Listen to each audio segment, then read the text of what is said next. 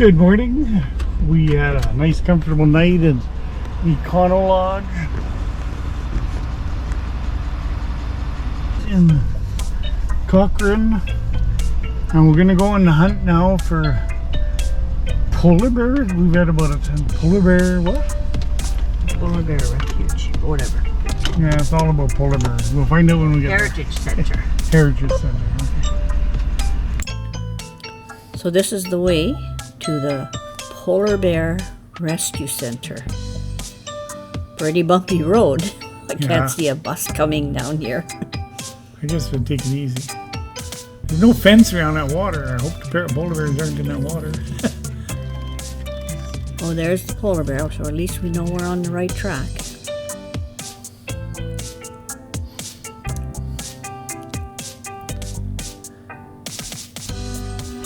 Nice little area. Yep. Polar Bear Rescue Center.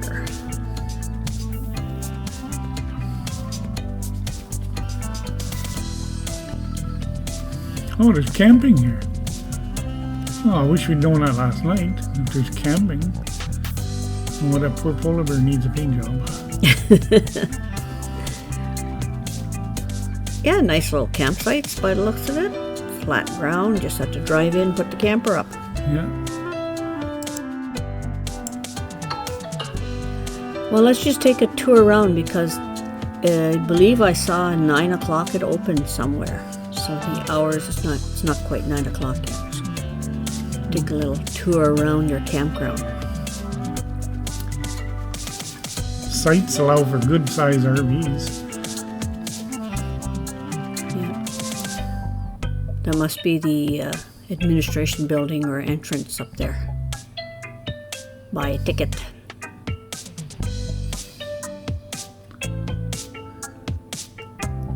Yeah, I wish we'd known. There's some nice sites here. That would have been fun. Might have had a polar bear visit though. I don't know. It might have been fun.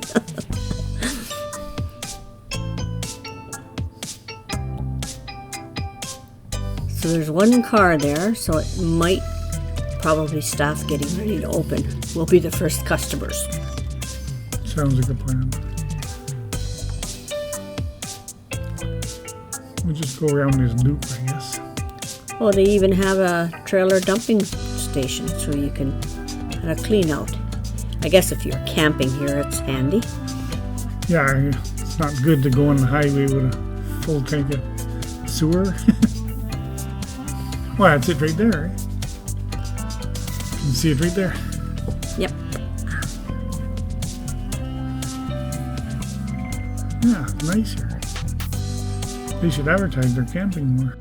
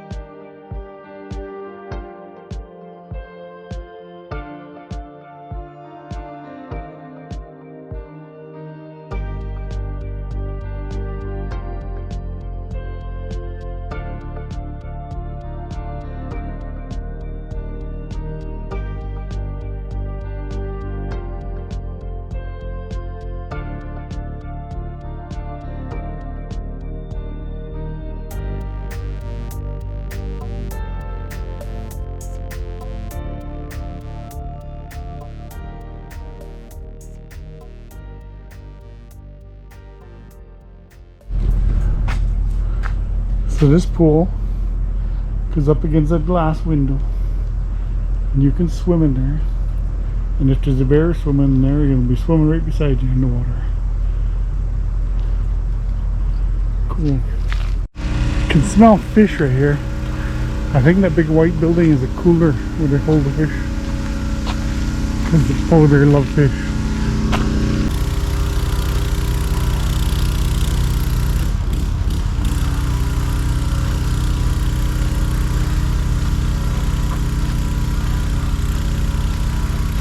He's not happy with the sound of the pressure washing of one of the tanks.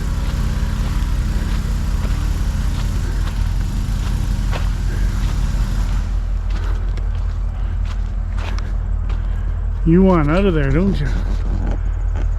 Yeah.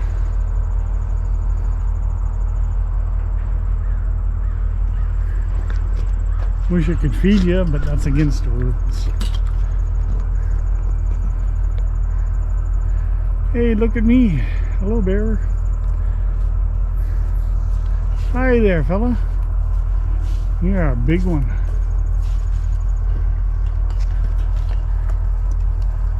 Yeah, you're the king of the castle there.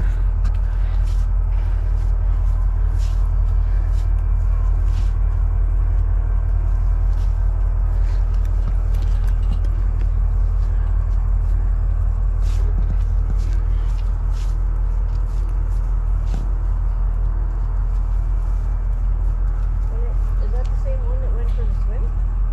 He's all wet. It's possible. I think he's trying to show he's mad. Probably that noise.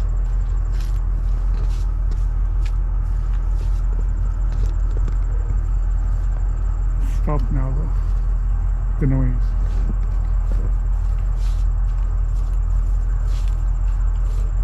They have a nice enclosure. I know it's not as nice as being up in the Arctic, but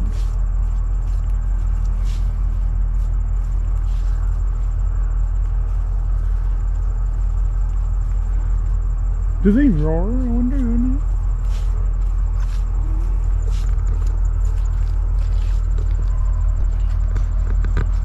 Heard something.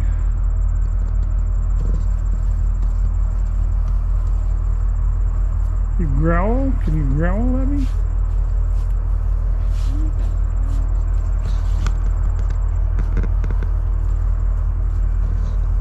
Oh. I don't want to film anymore. I don't like it. See him like that. Not happy there.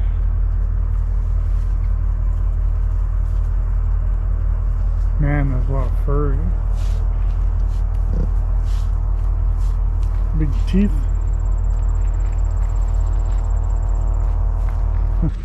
Just a little museum, heritage village. First building here is the central meat market.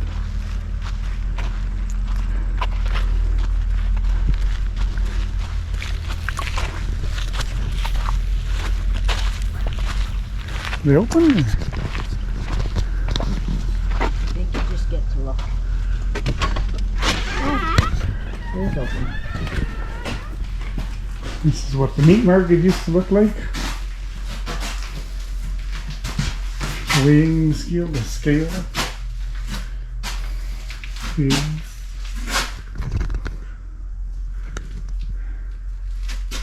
Of course, the cooler. Oh, that meat doesn't make me look hungry. Doesn't make me hungry.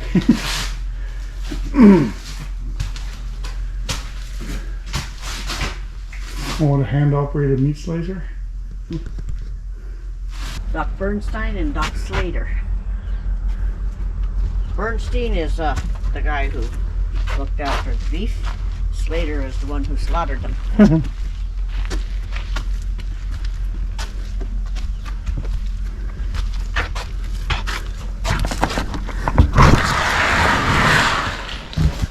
Oh. That was falling through.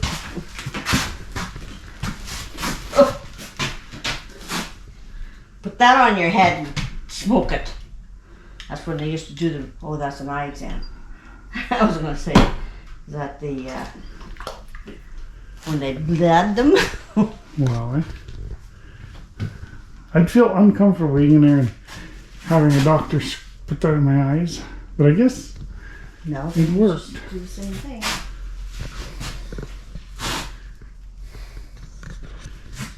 That's a what, an incubator for babies? Yep.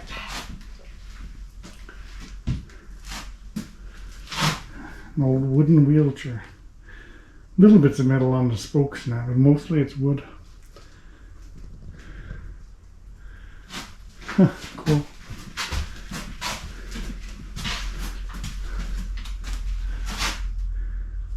Ulcers, modern medicine, volumes, minor surgery, surgical technograms.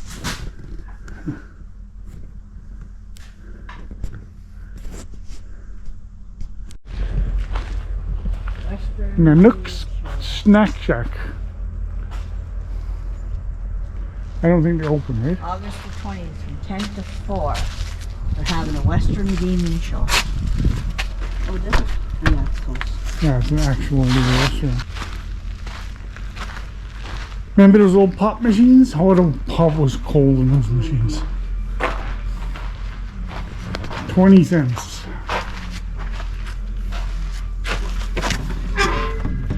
Yeah, used to slide your bottle along. If you'd put in your 20 cents, this mechanism would open, take it out. And down there is always water. Oh, it's cold. They cleared the land, built homes, and planted crops. Their only means of getting out was by way of Lake Nipigon to the Ottawa River. Finally, in 1900, the government passed an act authorizing the building of a railway. The seeds of the great experiment had been sown. Old telephone exchange.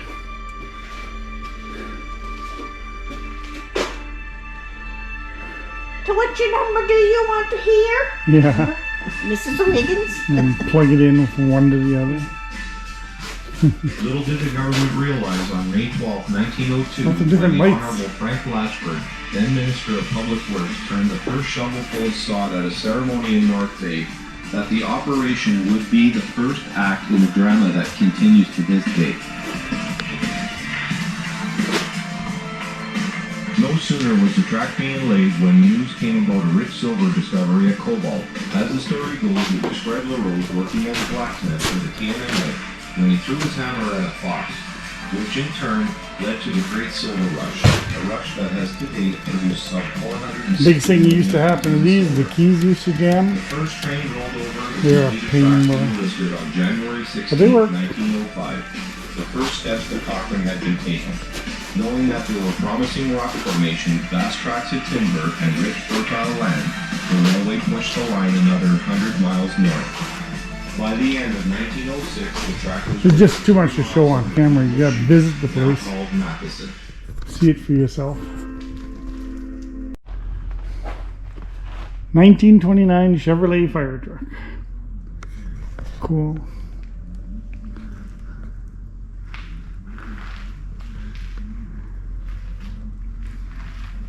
Wooden steering wheel. Church bell. I think they have it so you can't ring it, but I'm not sure. An old church bell.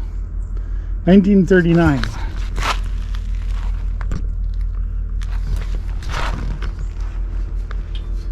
Yeah, they stopped it from ringing.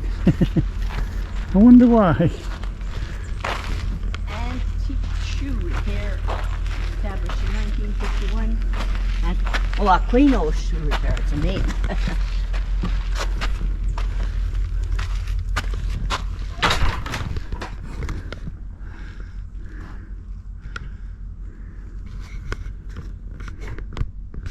Must have been hot by that stove.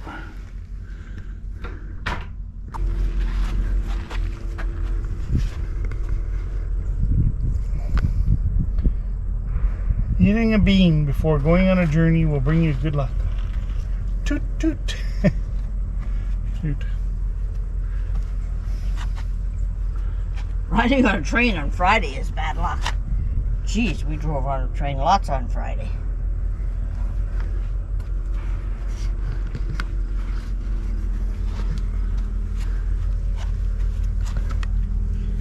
Old dolls.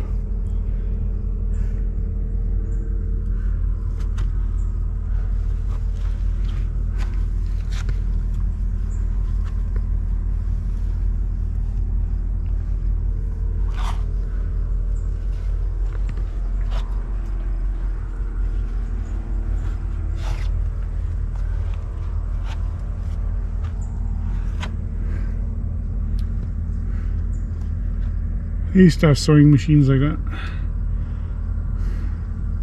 Used to think you can get lots of money for them, but there's so many out there. What kind of sewing machines? Right there. Oh, those ones. Yeah.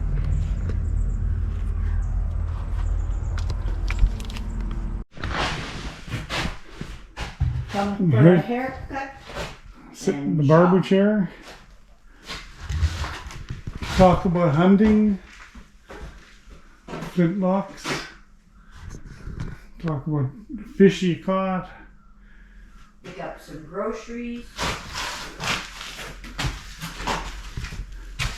Some hardware. Yeah, my sewing machine had looked more like this. It had a table and everything. I still got the hinges. Yeah. My grandmother had one of those. I used to sit at the other end and try to get it.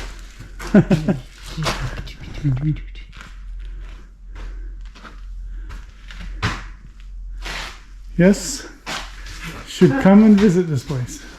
Oreo. They call them Oreo sandwiches now. They're Oreo cookies. Or they're biscuits, but no. Yep, anybody watching this, you should actually go to Cochrane. Have a look at this place. It's pretty neat.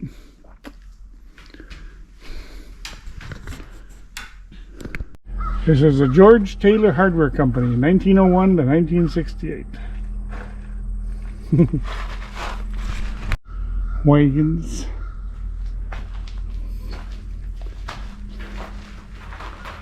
Brakes. It's a wooden block pushed up against the tires.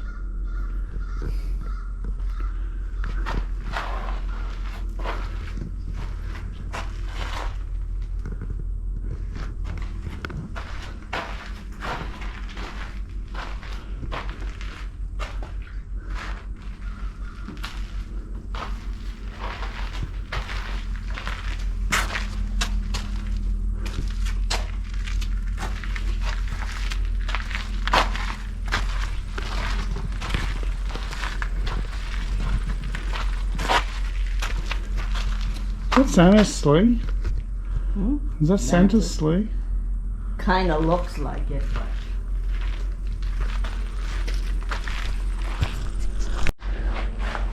Blacksmith shop.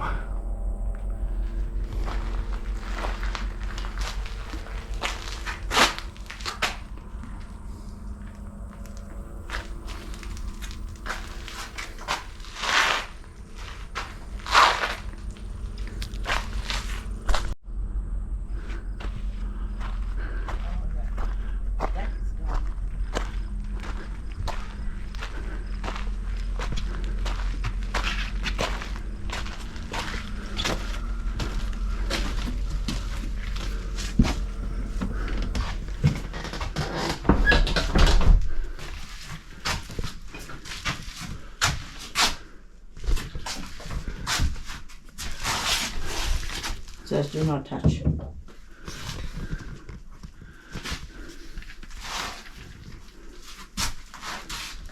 That's it. Oh, please, come sit. This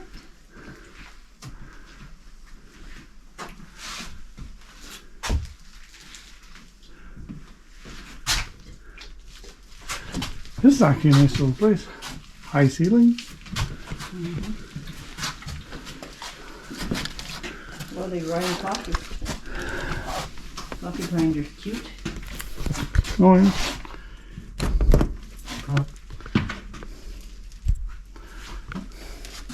A little fridge.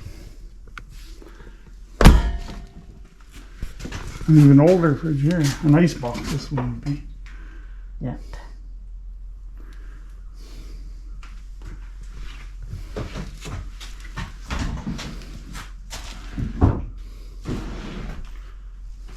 silverware, tea towels. I love the wood cook stove. Just can't open it. Bread box. Yeah, I haven't seen a bread box for a long time. There's a different kind of box in there.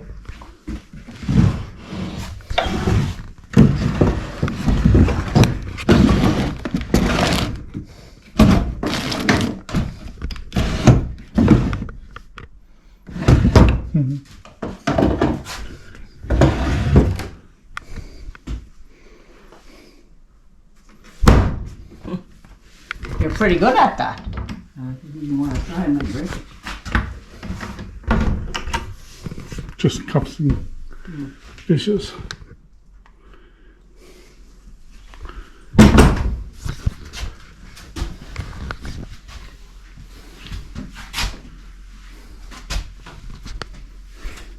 Good stuff. A door. The children's room. Yeah.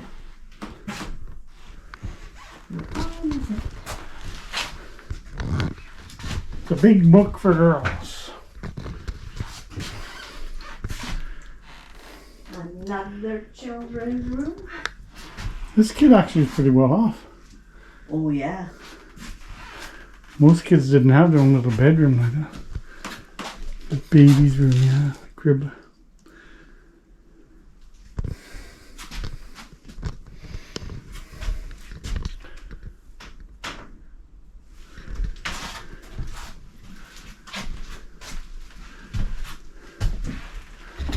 We know what out here the balcony's rotten. Yeah. None there.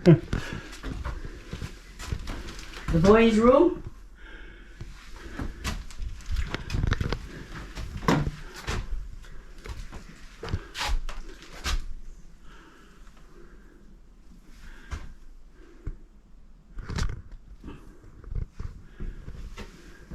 The parents' room, they slept really close together. Yeah. Oh yeah. Double bed, don't they?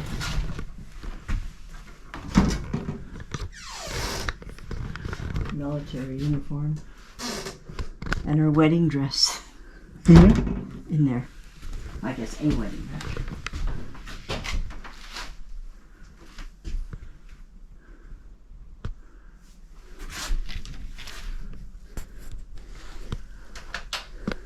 That looks like my shed. So that's a school.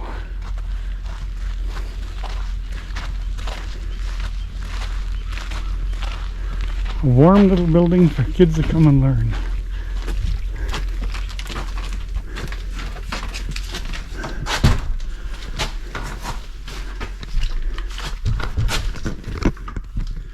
Big wood stove, keep it warm in winter.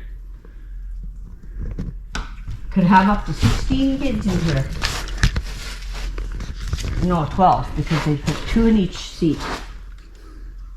Back, little ones. Teacher's desk. Encyclopedias. Now you just turn on the computer. Google it.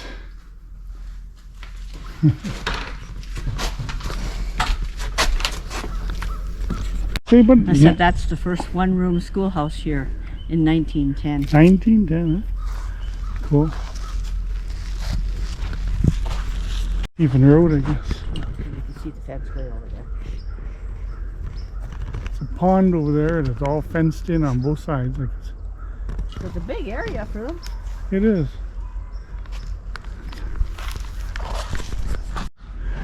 Little trapper's cabin.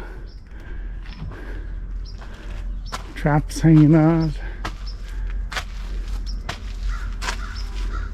Guess they changed the branches every once in a while. It gets too much needles on it. I had a 10 horsepower Johnson, but actually 9.5. Now it's much older.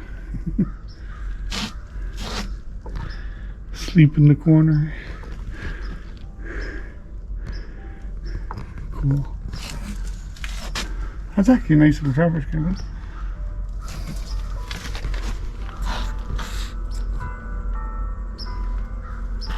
Oh, church. We were talking to a worker earlier, and This guy, when we saw him pacing back and forth, oh, I see another one in the fence behind. He was not mad or anything. He just wanted into this pen because he knew that this is his pen. And he's And a little they're- hormonal leftover, she said. Yeah, hormones left over. Yeah. Even though they're all males here, there's no females. We do not mate them. Well, they don't. They can't.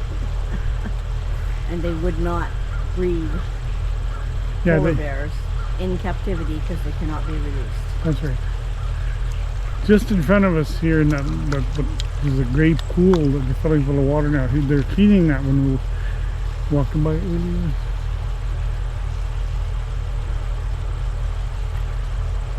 And he didn't like the noise, but he just had a swim too, so Yeah.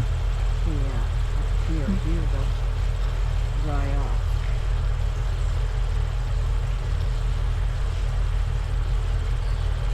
Soaking up the sun. Wondering what he's going to do today. The worker said this is Henry.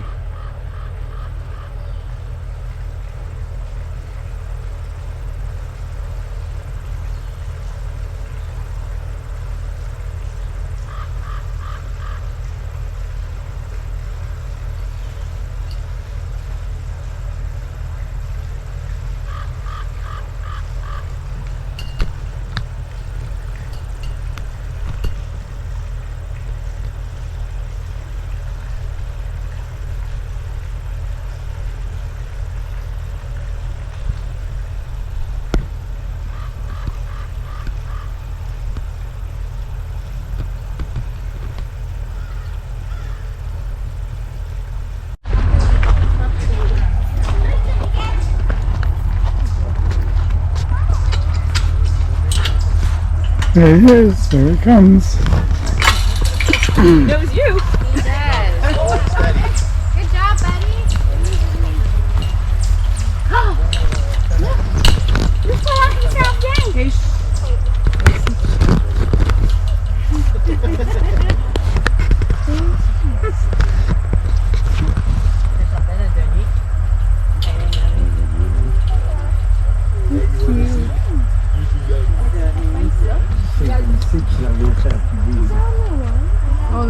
How do we survive in this hot weather, Mom? So we're actually only about 250 kilometers away from the most wild population of bears, and they would experience the same heat. So they react the same way we do to heat. So they'll swim more, they sleep a lot, we give them freezies. They also have access inside at all times, and it's air conditioned in there, so they can go in and sleep in the air conditioning. How many do you have? We have 3 male bears. And this one here is Henry, and he's our youngest, and he's 9 years old. Okay. Henry, oh. It's a bear. Huh? Can you see them? Oh no. Is this a baby? How much is that? See?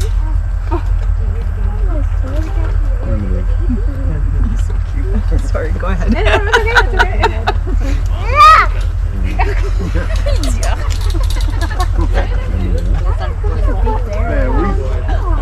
Except for the raw fish, So and it's a Henry good meal. weighs about 1,030 pounds right now. And if he were to stand up on his back feet, he'd be about 10 feet tall. He's 8 months.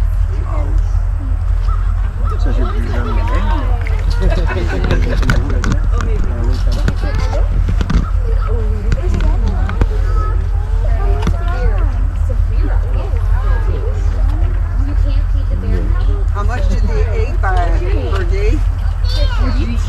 How much do they eat? Yeah.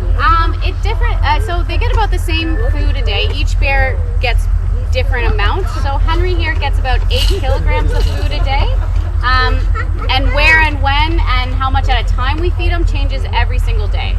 So it's really good for their mental health not to know when and where they're being fed. Okay. Otherwise, you'll see like stereotypic behaviors before if they know exactly when and where they're going to feed. So for them to kind of keep it interesting is good. And we also let them kind of decide. So I know all the bears really well because I work with them so closely.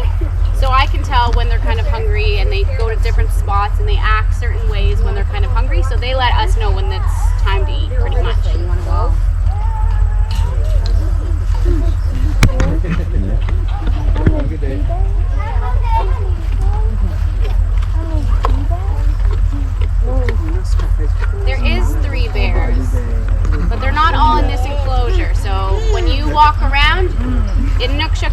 enclosure B and Gannock's in enclosure C. So when you walk through the facility, you'll see all the bears. Hopefully. If they're inside, you can't see them, but Did you guys fence in a part of the lake? You were supposed to do that, eh? the entire lake is fenced in, yeah. It is, So eh? when I'm done feeding him here, I'm gonna let him out to the lake so he can go Oh yeah, for a okay. wander.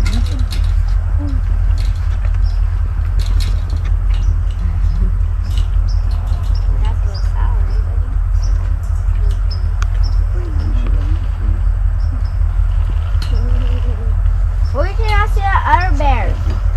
Was walk alors. When you walk around to the other enclosures, you might be able to see the other bears. Quand alors. When they're done eating, you're gonna let them in the lake. This one, I'm gonna let him in the lake when he's done eating.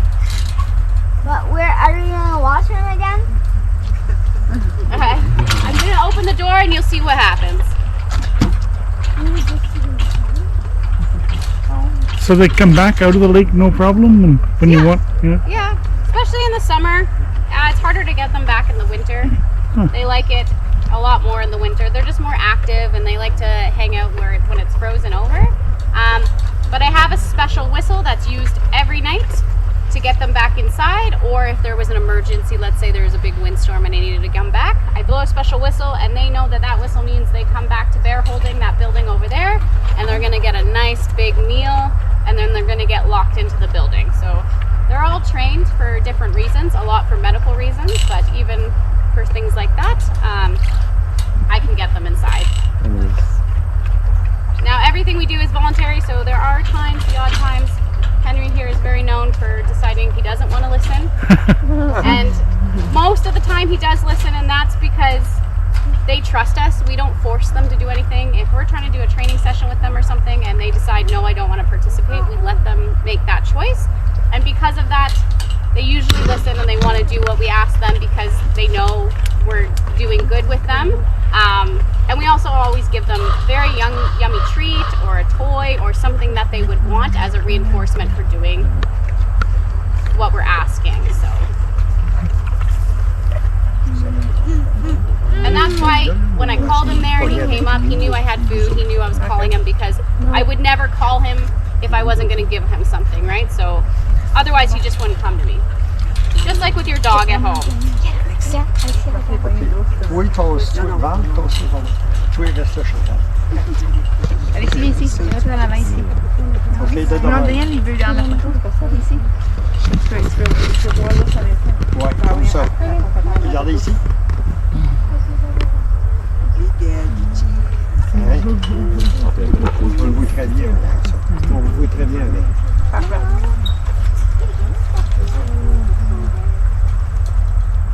Every jaw's dropping. Ah, il sait déjà. Oh, he knows. Okay, it's coming open.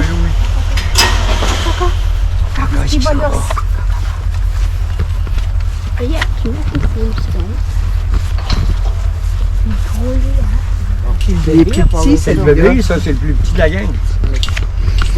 Imagine comment gros les autres sont. Ben, tu vas aller voir. Il y a 9 ans, lui. Il est là au Genève. So you'll just leave that open, and then when you call, they'll. Yeah, he'll come in and out. Before the end of the day, so we don't close him into the building at night until anywhere between 4 and 4:30. He'll more than likely be back way before then. So the reason why he's gonna enjoy the lake right now is because he gets very infatuated where Gannock is. Gannock had the lake this morning, so he's probably gonna explore the lake and smell everywhere Gannock's walked, everywhere he's peed, and then when he's done with that, he'll probably come back. He might go for a swim because it's a little bit warmer today, but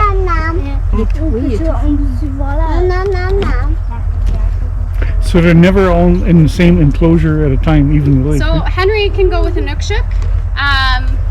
They'll be together a lot more in the winter. Right now they're both very food motivated, so sometimes they can get a little on edge with each other. So they're not together as often. Yesterday and the day before they were together. Today they're separated.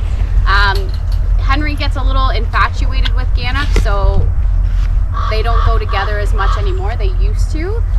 Gannock is also, he has some medical issues, so we think he has early onset arthritis. He's fine, but he can get a little stiff, a little sore, and Henry plays really rough, so just for his safety and, you know, just for his comfort, they don't go together right now.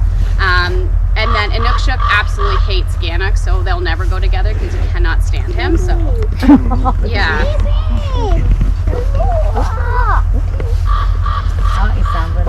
So when they came here, was it for medical reasons? So Inukshuk came here. He was rescued when he was only 3 months old. Unfortunately, his mom got too close to people and things happened, and so he couldn't survive on his own without his mom. So that's how he came to be in captivity. So they live with their moms in the wild till they're about 3 years old, and that's how long it takes to teach them how to survive. So at 3 months, he wouldn't have survived on his own. So he came that way. In Ganok was born at Zoo Sauvage in Quebec, so he was born into captivity, and same with Henry. Henry was born at SeaWorld in Australia. So whatever reason that they decided, whether it was spacing issues, I think with Henry they just wanted him to have a more natural habitat. So we are only about 250 kilometers from the most wild population, so this is the most natural captive setting you're going to pretty much find in the entire world.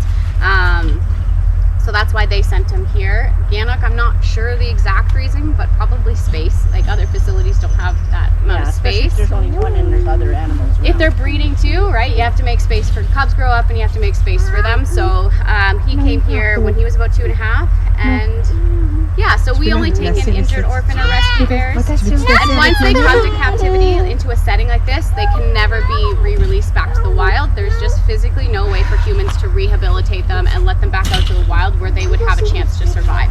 Pretty much once they come to captivity like this, they're in captivity for the rest of their lives, especially if they're born into captivity. So, What's the average life of these things? in the wild, they would live to be late 20s or late teens, early 20s. Inukshuk's 19 now, so he'd probably be gone if he was in the wild. In captivity, they can live to be late 20s, early 30s. So females will live longer than males, just like with humans. But yeah, so, and that's because they don't have to fight for food. Obviously, we hand feed them, give them plenty of food. If they get sick, they can get medication and feel better. If they ever needed a surgery or dental work or anything like that. It does happen to wild bears, like, you know, they could break a canine tooth.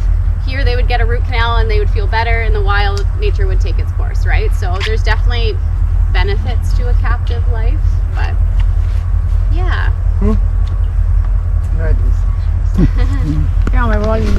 Thank you very much. Yeah, no problem. Thank you for coming. Thank you. Blah, blah, blah. And in this room, this area, we have a snowmobile exhibit. Antique snowmobiles. Yes, antique snowmobile.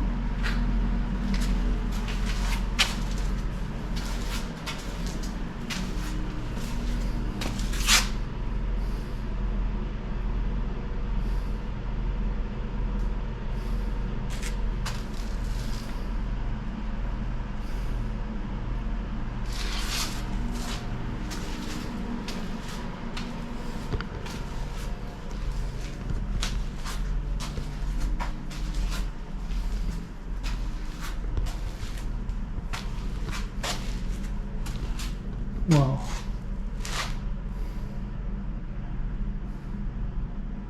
Big animal. I need to take a pause. 1975 Ford Snowjet. Good shape.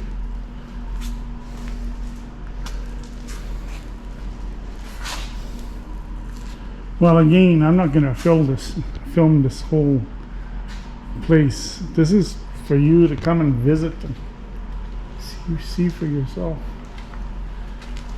Well done, well set up. Biggest snow machine exhibit I've ever seen. It's just so many. So anyway, I'm not filming it all. That's for you to come and see. Cochrane, Ontario. You can see the polar bears and the snow machines all at the same time. I think here's every model of bombardiers. It's just the whole line of them is all bombardiers, all different years, models. Amazing.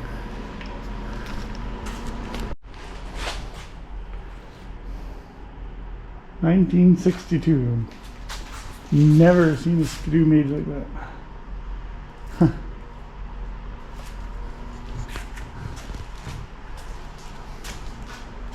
Amazing collection.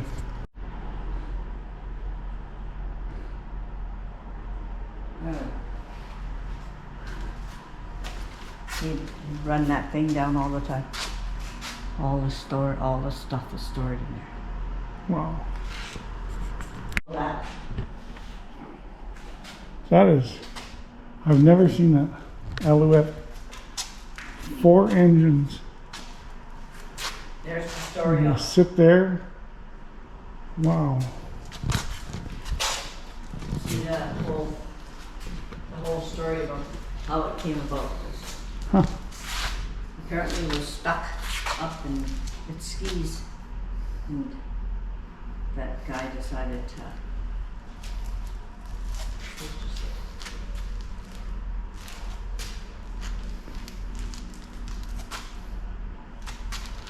I don't know if I can get anything from that, but Big Al, they called it. Wow. I can just imagine sitting in that chair right back there in between all those 4 engines, just revving away. It must be awful noisy. You'd have to wear hearing protection. God. I just can't picture that. And sound must be just, wow. Crazy.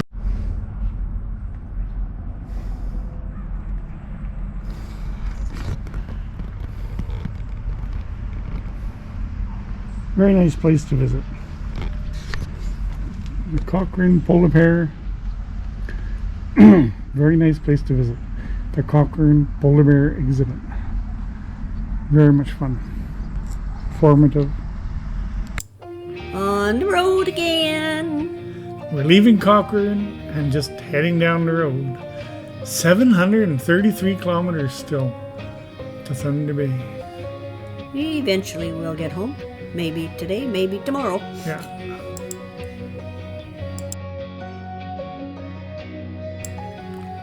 Now we're coming up on Smooth Rock Falls. I think the next town is Farquhar or Farquhar. Not sure how the French say it, but something like that. Hard to say. Farquhar, I'm going to say. But what's right, I'm not positive.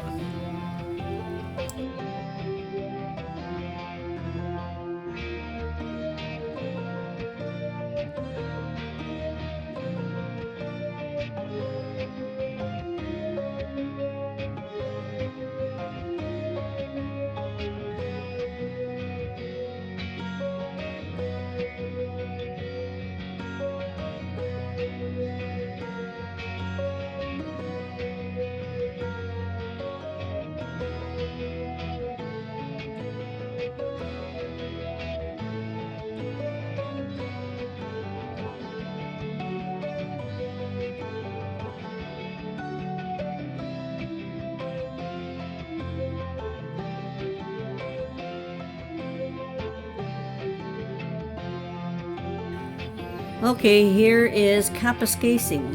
Hopefully we can get some coffee, a good coffee. Yeah, I really love coffee. Been wanting a coffee since this morning. Well, they gotta have a Tim Hortons here. Well, see. We're still on the outskirts. Well, so much for Kapuskasing. Everything's a blackout. They're out of power. No Tim Hortons. Okay, on the road again. Up there, look at. There's a dinosaur. I want you to Yeah, I see him off in the distance there. turn in and have a look. Is it real? I don't know. This looks like an old campsite. Maybe he killed everybody there. Or ate them. Or ate them, yeah. Okay, yep. Turn in, we'll have a stop and have a chat.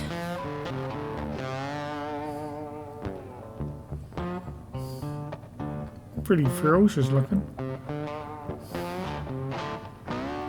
he is big. Wonder what it symbolizes. Is this maybe where they had found fossils or something once upon a time?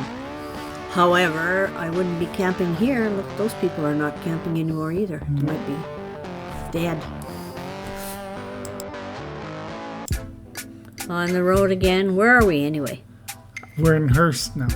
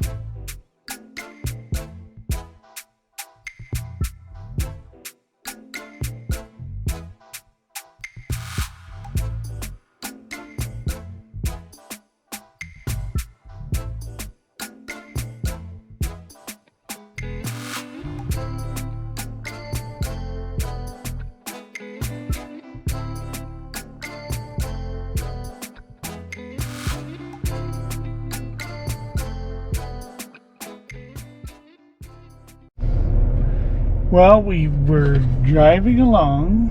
We decided we're going to go check out a park, see if we can get in it. At Poplar Point Park. So we're in Beardmore. And we're seeing whether we can buy bread or something because we have nothing. And there's no stores. So we're checking at this homemade burger place. So apparently they're going to sell us hot dog buns or burger buns and some uncooked wieners and of course some fries while we're here. And then we can, if we get a campsite, we don't even know whether we have a campsite. If we can get a campsite, we'll have something to cook over the fire at least.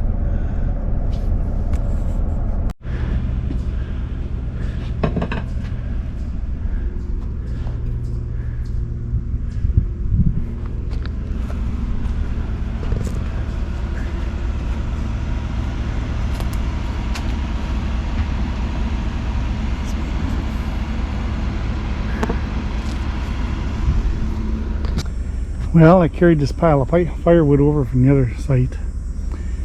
We were told we could do that. So I can splinter up a little bit for kindling. You don't need to watch that. Okay. It's a mess, not a teepee, not a building, just a mess. Yeah. You didn't make a log house or anything. Or put the papers properly or anything like that. Can I buy you a lighter? Oh, yeah. Light it over here. Also.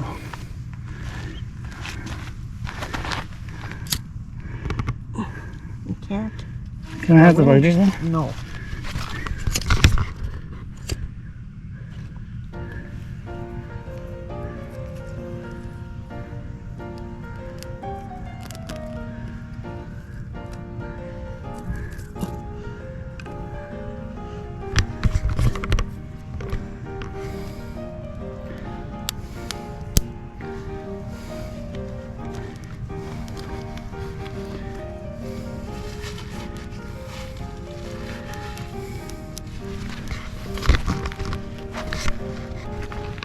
Wait on.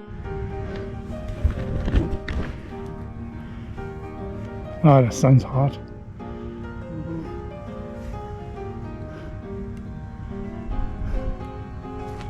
I see flame. Will it burn? As you can see, I didn't split too much. What kind of wood is this anyway? Jack pine.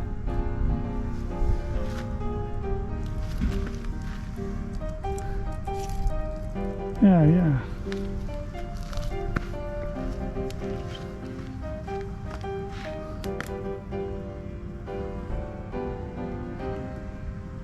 Don't know if it's burning, but it's smoking. I think it's burning.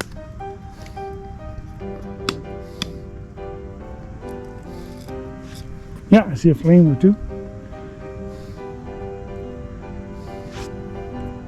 Okay, it's burning.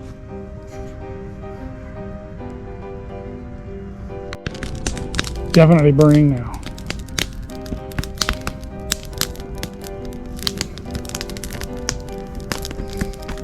It's very dry jack pine. It burns very hot.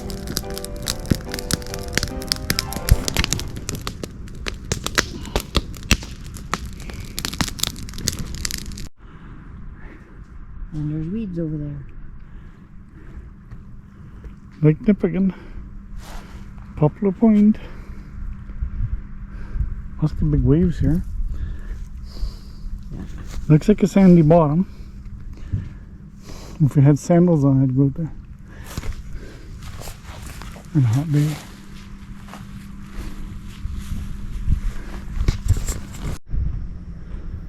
And that's where we're camped. Way over there.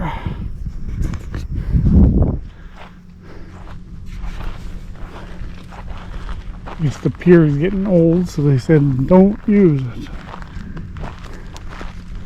But you can still launch a boat here.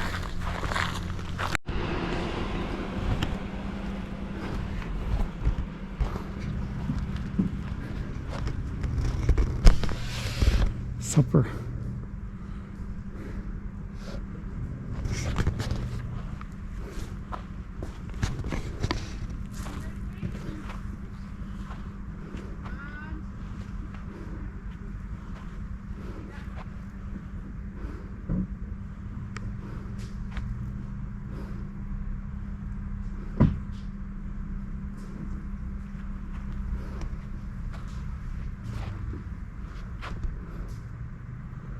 I'm just ready to hop, eh?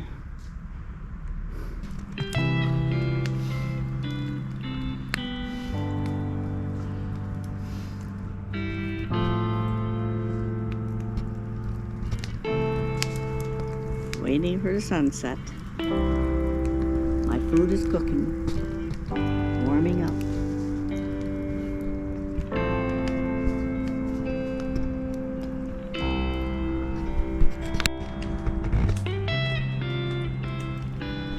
I'm not even hungry since those fries.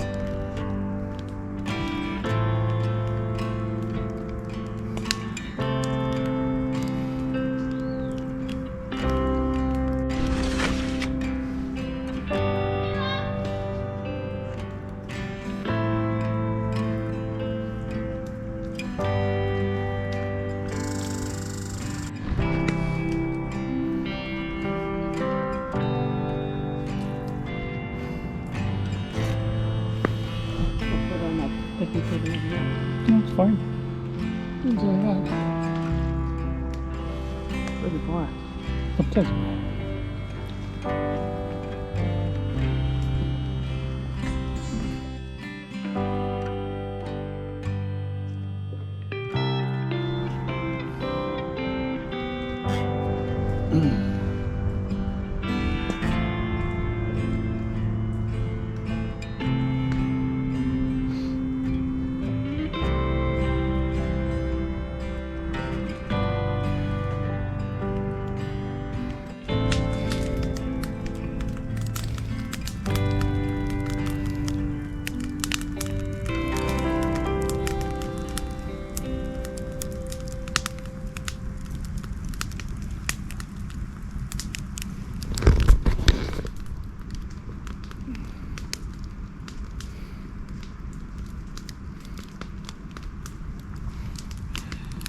Nice. End of a pretty good day. Good night.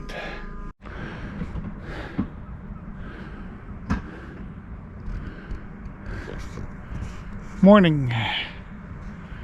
We're leaving today. It was a nice little stay at this park. Today we'll be going home. It's early still, quiet. No sunset this morning, of course.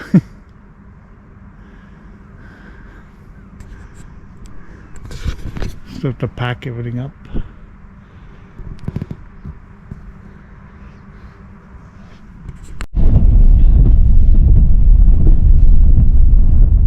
We're on this washboard road that's going to take to harbor, and there was a little rabbit that ran across to the boat dock, I guess. It's High hill.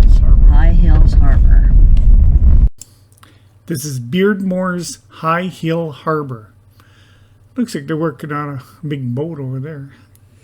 This is actually the only official launching area into Lake Nipigon. So that's what the woman at the campground had told me. She says that you can launch here, you pay a fee, and you can also rent a slip for a whole season. It's, I think she said $26 a foot.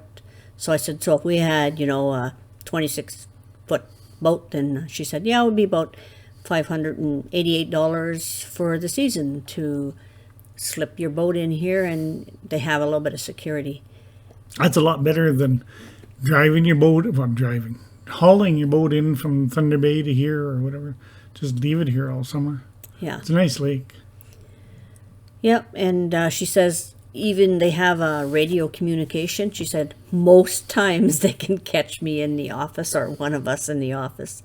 So it's not like you don't have, like Lake Superior, we have Coast Guard, but they don't have an actual Coast Guard here, other than you can call in for a distress or a mayday, and they give your location and they'll come and look for you.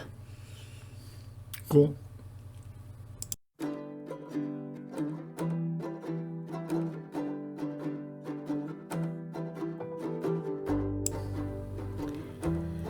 Well, here we are on the 4-lane highway at the Terry Fox Lookout soon.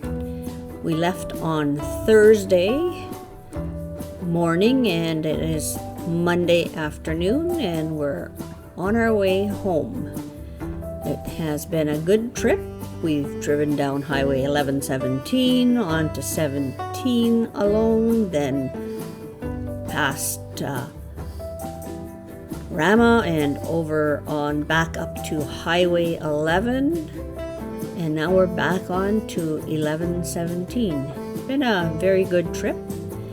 We'll be home in a few minutes because our house is actually the first turn off by the off of this highway, which is kind of convenient. We enjoyed ourselves. Oh yes. Good food, good eats. Yep. Good company. Good sleeps. Good sleeps. Putting the camper back on its little blocks. It's home until the next trip. Glenn has a hard job pressing the button.